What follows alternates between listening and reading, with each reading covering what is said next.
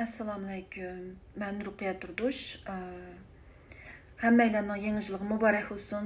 Inshaalloh Sharq Turkiston xalqi mushu yangi yilda Xitoy zulmidan qutulsin inshaalloh va hurlik va mustaqillik Sharq Turkiston xalqiga nasib bo'lsin. Amin.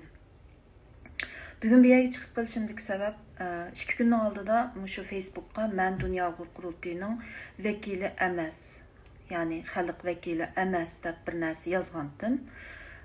Çünkü Dünya Uyg'ur qurultiyi bilan hech qanday fikrim va siyosiy maydonim o'xshamaydi debchu. Shuning bilan bu narsani yozgandan keyin buni aytdi. G'ulg'ulga sabab bo'lib ketibdi. Nurg'un kishilar, do'stlarimiz menga telefon qilib, bir videoga chiqib buni bir tushuntirib qo'ysangiz deb shuna dedi. Shunga bu yerda men bu videoga gap qilyaptim. Bu yerda tushgan tushuniksiz bo'lgan savollar, nemishki siz Dünya Uyg'ur qurultiyi bilan maydonınız, siyosiy fikrlaringiz o'xshamagan odam nemishga u yerda o'zingizni Dünya Uyg'ur qurultiyiga vakil bo'laman, ya'ni xalq vakili bo'laman deb tizimlatdingiz. Nayt yaxshi savol, to'g'ri savol. Nemishga men tizimlatdim? Chunki Dünya Uyg'ur qurultiyi o'zini butun Sharq Turkistonga vakillik qiladigan birdan-bir tashkilot deydi-ku. Amaliyotda unda emas. Masalan, indigenous people masalasini ko'rdinglar. China's Uyghur region deb yozgan yerlar bor. Nurg'un siyosiy fikr jihatdagi biz bilan fikri, men bilan shaxsan o'xshamaydigan, to'g'ri deb men e'tirof qilmaydigan yerlar bor. Nurg'un xalqlarning, menga o'xshash nurg'un kishilarning, Sharq Turkiston xalqining orzusiga bu vakillik qilmaydi. Vakillik qilmaganlik uchun butun Sharq Turkiston xalqiga vakillik qiladigan birdan-bir tashkilot deb qaramaymiz. Shunga men Dünya Uyg'ur qurultiyini mushunda butun Sharq Turkiston xalqining orzusiga vakillik qiladigan birdan-bir tashkilot bo'lsin deb tizimlatdim. Shunda bir tashkilot bo'lsin, chunki o'xshamagan fikrdagilar bu yerga kirsin, qarshi fikrdagilar, o'xshamagan fikrdagilar, siyosiy maydoni o'xshamaydiganlar xalq vakili bo'lib, xalqning fikrini ilib kirsin. Kirgandan keyin qaysi fikr ko'p sonliqni egallasa, shu asosiy maydon bo'lib apmangdi. U vaqtida bu Dünya Uyg'ur qurultiyi butun Sharq Turkiston xalqining, ya'ni ko'p sonliq Sharq Turkiston xalqining orzusiga vakillik qiladigan, en azından şu diasporadaki Uygurlarning da, ko'p sonliq Uygurlarning orzusiga vakillik qiladigan bir tashkilot bo'la oladi. Mushunda bo'lsin deb tizimlatdim men. Tushunishli bo'ldimi? Endi nima uchun unda odam tizimlatgan bo'lsangiz, saylanibsiz. U saylamdan istifa berib chiqatmadingiz va buni Facebook'a yazdingiz, 3 oygacha istifa bermadingiz. Kulkilik savol. Men u saylamni e'tirof qilmayman. Chunki bu yerda bir demokratik saylam bo'lmadi. Kanadada demokratik bir saylam bo'lgan bo'lsa, men e'tirof qilatdim. Piknik deb uqtirish qilinibdi. Men piknik bo'lganligi uchun bormadim. Nurg'un kishilar bormabdi. 40 necha odam beribdi. U yerda Dünya Uyg'ur qurultiyining vakillik jadvalini to'shtagan 18 odam bor, ichidan 15 ni tanlab olinglar deyilibdi. Nurg'un vakillar kelmaganligi uchun u yerda nemishga boradi, qaysi fikrda turadi, qaysi maydonda turadi, kimni qo'llaydi, kimni saylaydi va agar nomzodlikka ko'z tutib vazifa olib qolsa Dünya Uyg'ur qurultiyida nima ishlarni qiladi, qaysi yo'lda mangdi, bunda hech narsa deyilmabdi u yerda. Hech qanday narsa deyilmabdi. Faqat xalq kim bu tonimaymiz deb nurg'un vakillarni tonimaydi ekan, so'raganda palonchining qizi, pustanchining dadasi deb tanishtirilibdi. Ay bir qabila emas biz bunda deb tanishtirilgan. Shunami? Palonchi oqsoqol hammadan taniydi, shuni saylab qo'yaylik deydigan. Menimi jiqadamlar Kanadada, chunki men bu yerga kelgan uzun vaqt bo'lgandan keyin jiqadamlar tonigandan keyin shunga jiqaroq odam saylabdi, 40 necha odamning hammasi degidek. Agar men berib u yerda, men nima uchun Dünya Uyg'ur qurultiyiga o'zimni vakil qilib ko'rsatdim? Qaysi maydonda turman? Siyosiy fikrim nima? Qanday ishlarni qilaman agar vazifa olib qolsam? Deb bularni so'zlagan bo'lsam, men yana saylanamdim. Men saylanishim mumkinmidi? Balkim nurg'un odamlar mening siyosiy maydonim bilan o'xshash bo'lmasligi mumkin. Meni saylamasligi mumkin.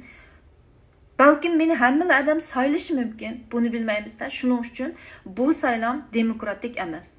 Shu saylangan vakillarning hech qaysi demokratik bir shaklda saylanmadi. Unda bo'lganki men bu saylamni e'tirof qilmayman. Kanadadagi bu xalqning vakillarini saylagan saylamni e'tirof qilmayman.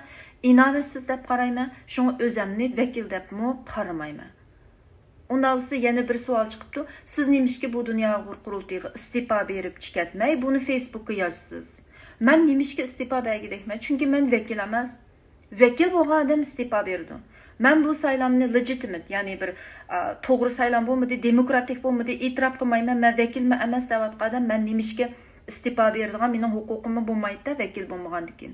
Shunga men istifa bermadim. Ammo qarasam meni bir tayyorlik gruppasiga kirib qo'yibdi. Shu vakillarningki saylamga, Dunyo Uyg'ur qurultiyining saylamiga tayyorlik qilish gruppasi ekan u. Bu saylanib bo'lgan vakillar ekanda, endi meni bu saylandi deb shu yerga kirib qo'yibdi. 2-3 kundan keyin men u guruhligimni ko'rdim, o'zimning diqqat qilmabman ekan. Shunda men u yerdan chiqib ketdim. Chunki men o'zimni vakil deb qaramadim. Ammo bu yerda nurg'un kishilar meni nemishga chiqatdingiz, nemishga kirdingiz degandek savollar bo'lib ketdi. Ham men o'zimni xalq vakili deb tizimlatganligim uchun u yerda men chiqatgandan keyin aslida mayat bir gapni qistirib qo'yay. 3 oygacha nemishga bu gapni demadingiz. Mushu videoni masalan 3 oygacha nemishga shu vaqtda ishlamadingiz degan gap chiqdi. Men o'zimni xalq vakili emas deb u yerdan chiqib ketgandan keyin ismimni o'chirildi, e'tirof qilinmayman, cho'qim hamma narsadan qoldirildim deb o'ylagandim. Ammo 2 kunning oldida birisi menga ismingiz texicha mushadi bor ekan deb u narsani rasmga tortib Dunyo Uyg'ur qurultiyining to'r betidagi ismimni menga o'zimga avatib qo'ydi-da, menga diqqat qilmabman ekan. Shuning bilan uni ko'rgandan keyin xalqqa bir javob berish qaroriga kelib, bu yerda bu yozmani men 2 kunning oldida shuni chiqardim. Chunki birinchidan ismimni o'chiritish ularning vazifasi, Dunyo Uyg'ur qurultiyidagilarning. Chunki hech nimaga qatnashmagan bir odamni tashkiliy jihatda tutib turish to'g'rimi? Ashlarning o'zining nimasi belgilaydi-da buni. İkincisi, men bu yerda Dunyo Uyg'ur qurultiyiga javob berish majburiyatim yo'q. Chunki men vakil emas Dunyo Uyg'ur qurultiyiga. Vakil bo'laman deb tizimlatganligim uchun xalq meni bizga vakil bo'lamiz deb tizimlatgandingiz, nemishga chiqatdingiz, nemishga kirdingiz deb bu savolni xalq so'rayotganligi uchun men xalqqa javob beraman. Dunyo Uyg'ur qurultiyi men bilan hech qachon bu to'g'rida aloqa qilishmoqmidi? Nemishga hech narsaga qatnashmaysiz, nemishga yig'inlarimizda siz yo'q, nemishga gruppadimi yo'q, nemishga bormadingiz? Bu narsalar men bilan aloqa qilishmoqmidi? Ha, to'g'ri. Bir adam turg'un atavlama shu odam xat yozib menga siz pasportingizni avatding, yig'inga kelganlarga yotoq hozirlaymiz deganda men boramayman. Chunki balam maktabda o'qiydi, uyda yolg'iz qo'yib boramayman deb xat yozib qo'ydim. Nimda bunda sabab ko'rsatdi, demokratik emas, bu saylam maydonimiz o'xshamaydi, shunga bormayman desa bo'lmamdi deyishinglar mumkin. Umi bir sabab. Chunki nurg'un sabablarning, garchi asosiy sabab bo'lmasmi, balamni uyda yolg'iz qo'yib qo'ymaydiganligim bumi bir sabab. Men Dunyo Uyg'ur qurultiyiga hamma narsani u yerda tushuntirib o'tmayman, o'zlari bilish kerak uni, qanday saylam bo'ldig'ini, saylam demokratik bo'lmadi. Men yana sizlarga undaqmi, mundaqmi deb tushuntirib o'tmayman. Chunki nurg'un qitim Dunyo Uyg'ur qurultiyining xato qilgan yerlarini men tashkilot ichida o'zlariga telefon urib, o'zlariga deb telefon urgan degan, lekin bu narsalar hech qaysi e'tiborga ilinmagan. Shunga men bu yerda loyiq ko'rmadim. Ben faqat birli sababni dedim.